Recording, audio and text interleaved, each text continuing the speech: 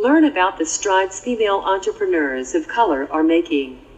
Be inspired by their story and enlightened by their leadership, insight, and advice.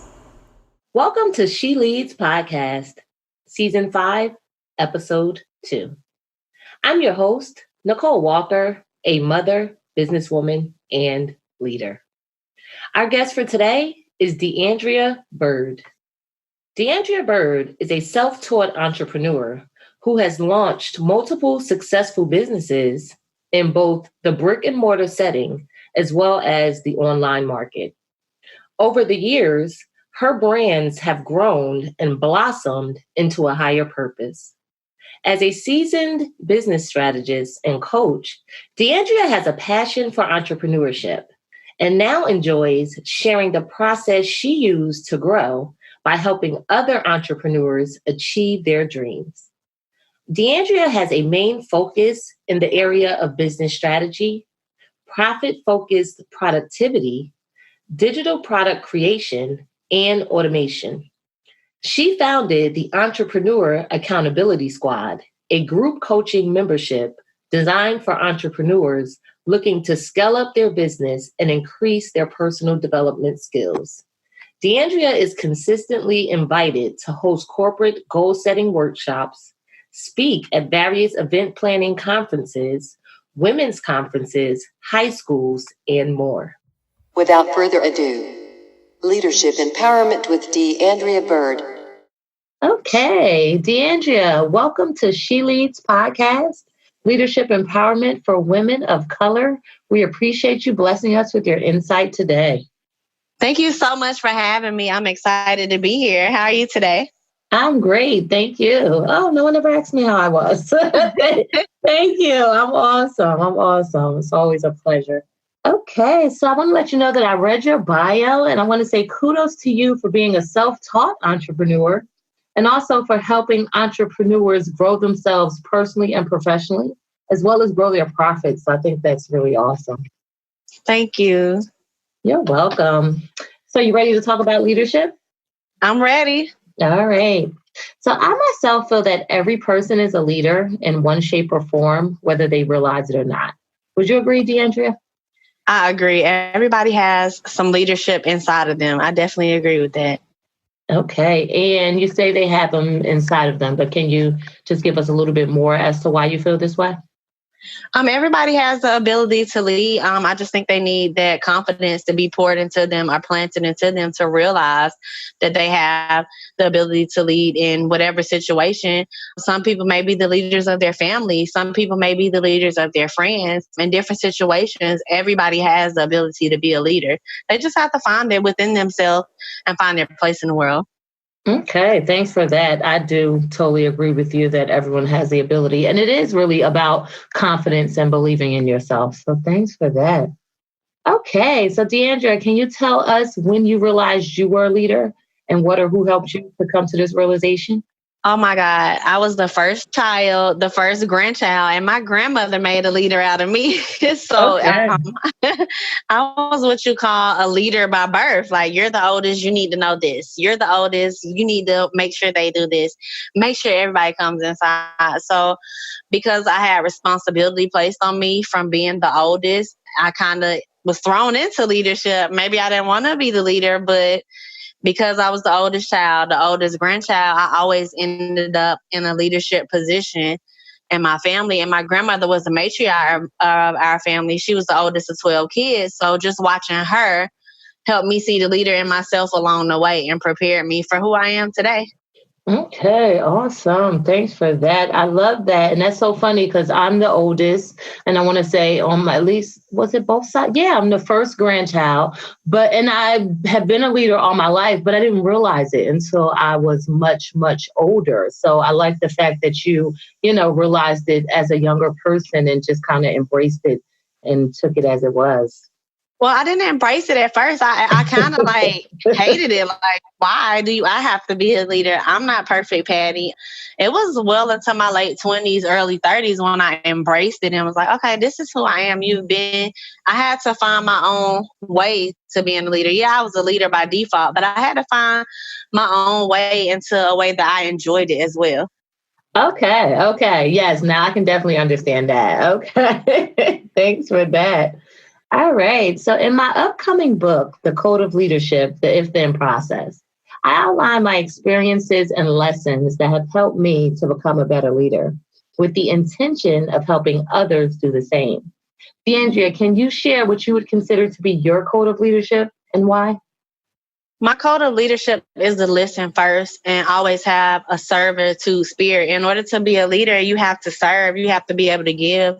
A lot of people want to be leaders and they feel like, oh, I want to be in charge or I want the power, but they talk first and they don't listen. As a leader, you have to listen. You got to listen first, talk less, and actually be able to serve the people that are looking to you for leadership. It's not all about you. It's more so about the people that you're serving and helping than it is about yourself at the end of the day.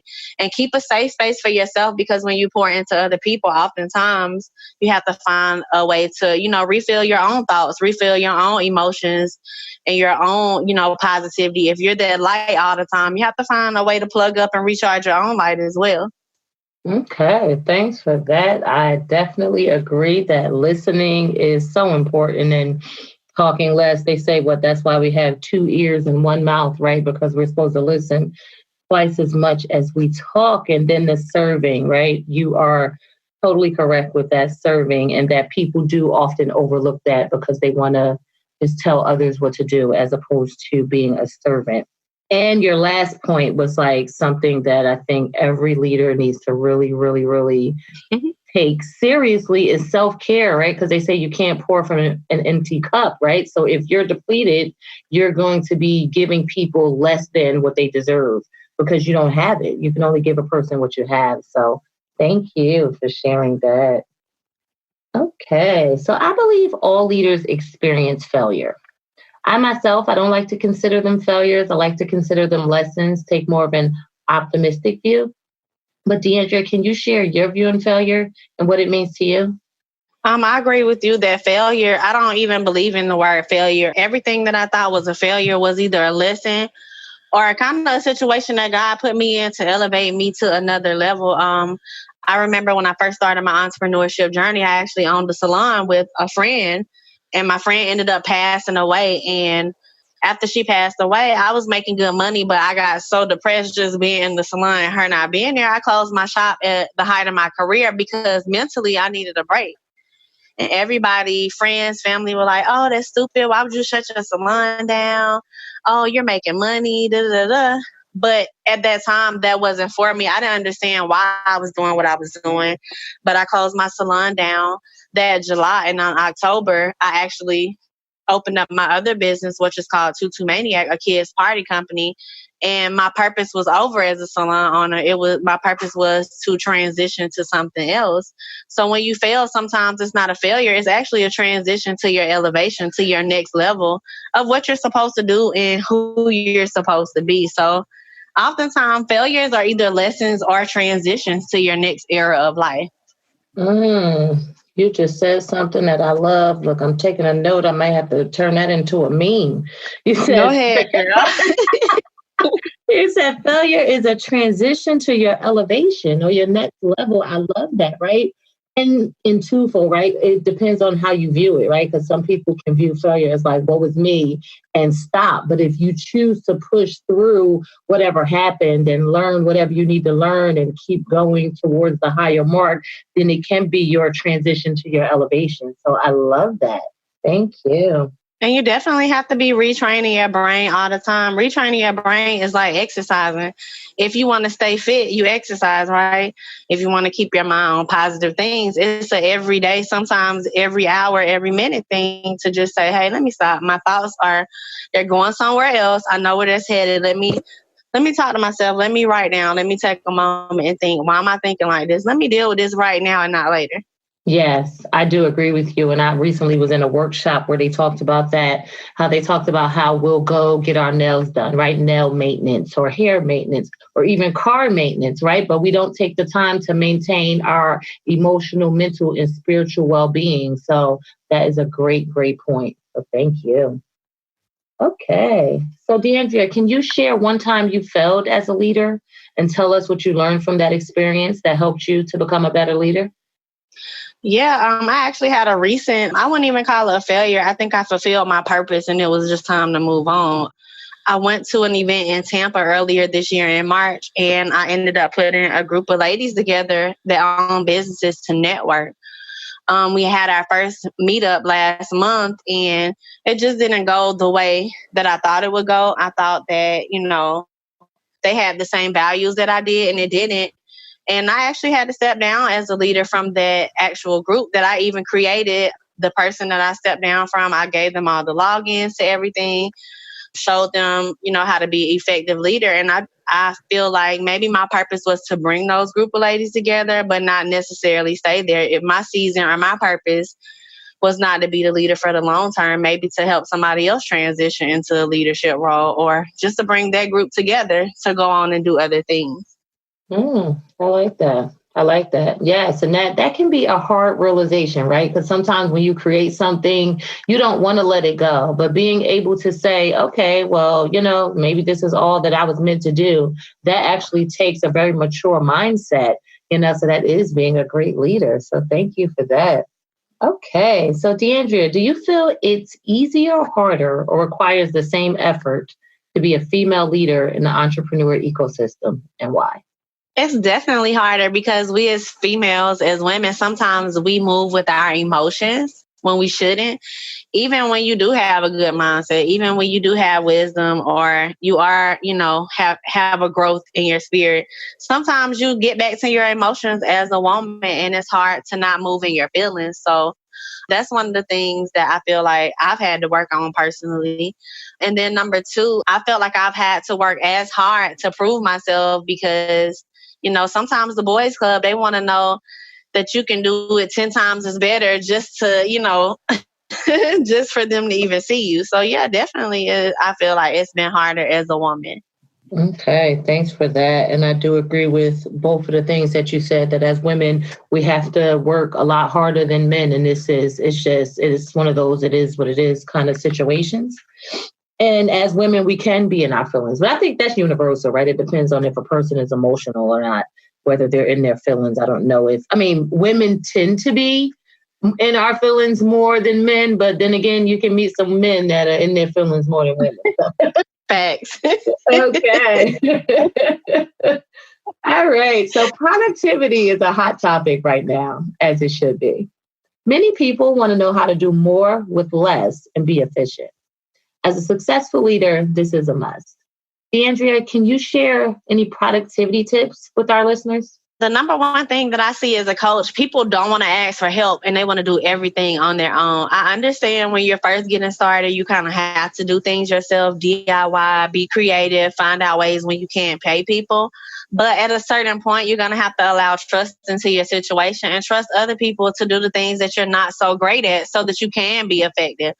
As a woman, I tell people all the time, I'm not ashamed to say, I pay somebody to help me keep my house clean. I'm a mom. I have kids. I'm a wife. I own a business. You have to ask for help. I asked my family, hey, I need a break this weekend. Do you want to take the kids skating, Mom? Here's the money. Take them skating so I can have a mental break. You have to ask for help. Don't be afraid to say, hey, I need help. I'm overwhelmed right now.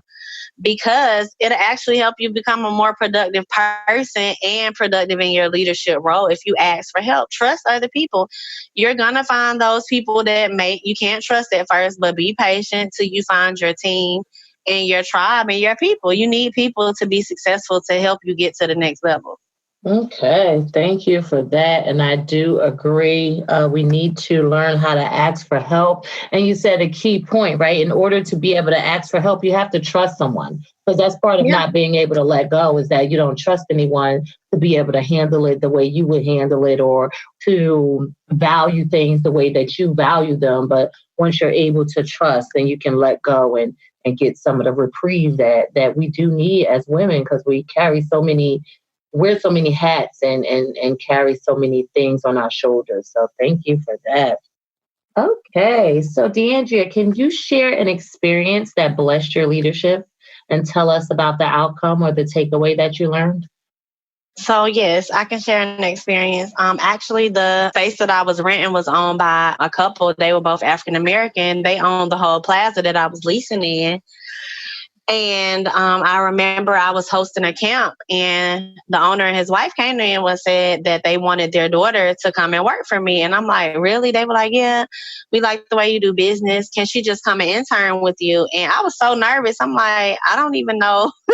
This is my first time doing camp, but you want me to hire your daughter? Like, I don't even know if the camp is going to turn out right, if it's going to turn out great. I'm like, okay. So I took a chance. I was like, okay, I'm just going to do it. Let's see how it works. Okay, God, what am I going to do? Actually, she came in and was so helpful to my camp. She helped me grow my camp. And just me taking on a leadership role and mentoring her and showing her how to do the things that I did, like how to run a camp, because she wanted to be a teacher too. She was getting ready to go to college after the summer and go, to be a teacher. Mm-hmm. And the crazy thing is, at the end of those 2 summer months, they actually came back and gave me my rent back for those 2 months and said, here, invest this back in your business. Thank you so much. My daughter learned a lot. This is our thank you. And I had never in my life paid somebody rent and they gave me any money back. So I was like, is this a joke? Is this a TV? Right. I was nervous at first and even hesitant. Like, I don't know if this camp is going to be successful. Why do they want her to work for me? Why can't she work for them? Those were the thoughts I was having. Like, y'all own 3 stores. But I did it. I took a chance and it actually turned out to bless me. Not only financially, but it blessed me to be able to bless her and teach her. I didn't know that she would even learn that much under, my mentorship. So that was cool. I love that. That actually gave me goosebumps when you said that. Yeah, because that is nothing that happens every day for somebody to come give you not 1, but 2 months of rent back, So I love that. And I love how we're faced with these opportunities where we don't think that we're up to par, right? But when we actually just go for it, amazing things happen. So I love how, you were able to help her. She was able to help you. And then the family turned around and helped you even more. So that is so awesome. Thanks for sharing. Okay. So DeAndrea, can you offer our listeners the best advice you have as a leader or have ever received from a leader, and tell us how you've implemented it into your life? Remember to trust yourself and listen to yourself. A lot of times we look outward and we want validation from others, or we want somebody to agree with us, but you have to have that confidence and be able to stand on your decisions. As a leader and business owners, you have to be able to make those split-second decisions for yourself and trust yourself. So work on learning how to self-trust and listen to self. Okay, thank you for that. I can say that this has been a struggle area for me, where it's like, oh, I need a second, third, fourth, fifth, sixth opinion. And it's for what? Because at the end of the day, we have what we need in us to be successful if we believe in ourselves and just push forward. So that is great advice. Okay, so you made it to the finish line. How do you feel? Good. All right. So DeAndrea, I want to thank you again for being our guest on She Leads podcast, Leadership Empowerment for Women of Color. But before we part, do you want to give our listeners your contact information or mention any events, products, services, and or ventures that they would benefit from knowing about? Well, hey, listeners, thank you so much for allowing me to come and, just share with you guys today. I am a biz coach and I help entrepreneurs turn their creativity into cash flow. I have an entrepreneur accountability squad. It's a group membership program for those of you that want to learn how to organize their business, turn their creative ideas into digital products, and make money in their sleep. Visit my website at www.DeAndreaByrd.com. I'm most active on Instagram, and that's at DeAndrea Byrd. I love to connect with you guys, and thank you so much for having me. I definitely appreciate being here today. You're welcome, DeAndrea, and we appreciate your insight today.